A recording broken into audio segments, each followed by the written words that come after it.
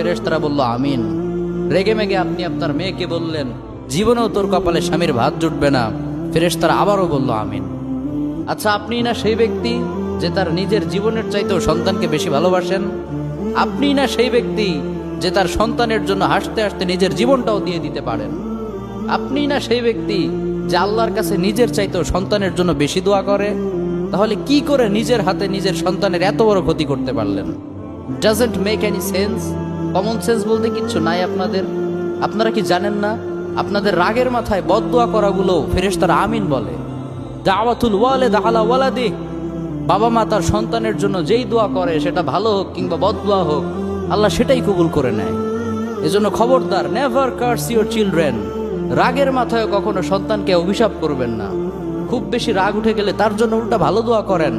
কাবা শরীফের একজন ইমাম আছে, ইমাম আল কালবানি, তার মায়ের যখন প্রচন্ড